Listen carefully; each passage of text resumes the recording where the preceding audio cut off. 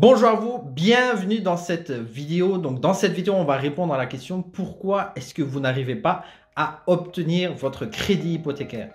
Donc quand on investit dans l'immobilier, je dirais qu'une des plus grosses plus-values de ce type d'investissement par rapport par exemple la bourse ou d'autres systèmes d'investissement, aujourd'hui on parle beaucoup de crypto-monnaie, c'est de pouvoir utiliser l'argent des autres, donc notamment l'argent des banques via le biais du crédit hypothécaire, ou bien ça peut être certaines personnes monter une société patrimoniale, donc utiliser l'argent peut-être de la famille, d'une société, dans une optique de pouvoir transmettre un patrimoine immobilier, mais plus simplement, on va dire dans le commun des mortels, monsieur et madame tout le monde, vous qui regardez cette chaîne, et j'espère que vous vous abonnez pour ce type de contenu très important, on va parler du crédit hypothécaire, et on va voir quels sont les différents critères qui font que votre crédit sera accepté par la banque.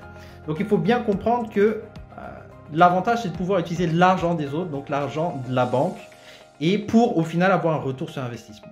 Dans l'immobilier, on parle beaucoup de rentabilité, mais la rentabilité pour moi, c'est pas le plus important, c'est même un critère par exemple je n'utilise pas. Pour moi, je cherche pas à avoir 10, 15%, 20% de rentabilité, je cherche à avoir un retour sur investissement.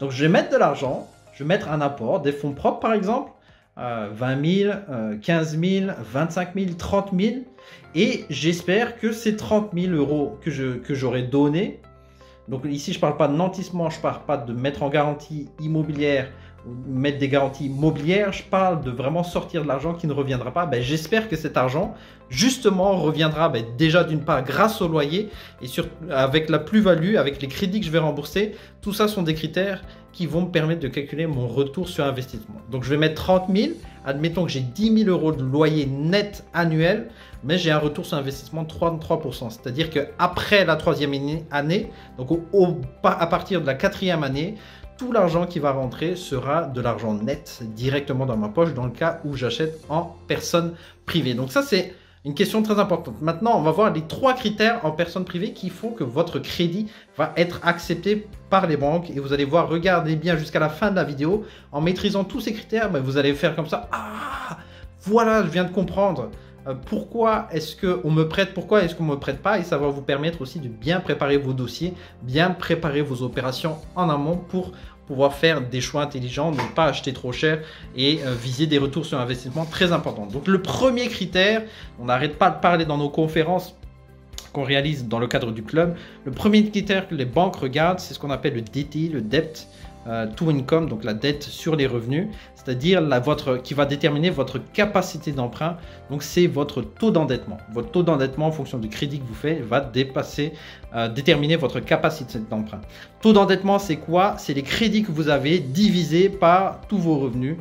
Peu importe vos revenus, que ce soit des pensions alimentaires, que ce soit des revenus de remplacement type chômage, mutuel, ou que ce soit vos revenus professionnels, et additionner aussi des revenus de loyer, des loyers que vous allez percevoir. Et donc toutes les charges que vous avez en haut, ce sont des charges de crédit. C'est une carte de crédit, ça fait une charge. Vous avez des crédits hypothécaires, vous avez des prêts à tempérament. Tout ça, ce sont des charges et tout ça sera compté pour déterminer votre taux d'endettement. Les banques, de manière générale, autorisent un taux d'endettement entre 30 et 40% à titre privé. Pour les plus gros revenus, on peut aller plus loin, évidemment. Ça, c'est le premier critère. Le deuxième critère que les banques vont regarder, c'est la fameuse quotité. Donc, c'est le loan to value, le LTV.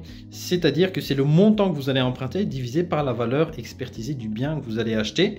Si c'est un bien type, par exemple, résidence principale, en général, ils vont prendre la valeur minimum entre le crédit que vous allez demander et la valeur qui sera entre la valeur expertisée et le prix de vente plutôt. D'accord? Donc, c'est le montant que vous empruntez. Si vous empruntez 80 000 et votre bien vaut 100 000 et le prix de vente vaut également 100 000, la quotité est de 80%.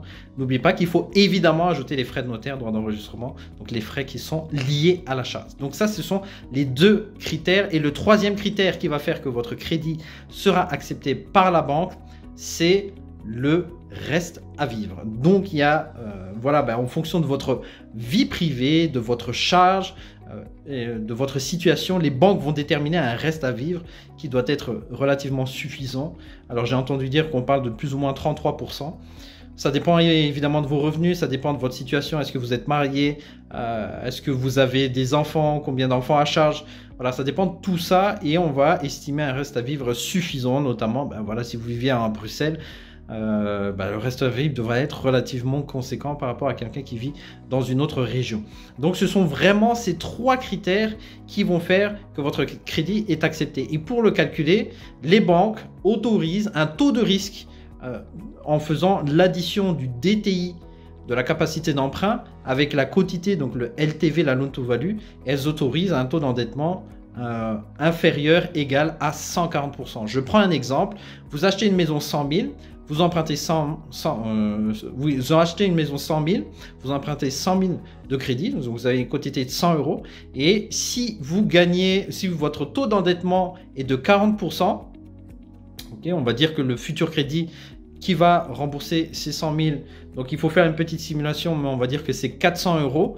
Donc si vous 400 € et vous gagnez 1200 €, vous serez à 30% de taux d'endettement. Donc vous serez à 100% quotité, plus 30% de taux d'endettement à 130%.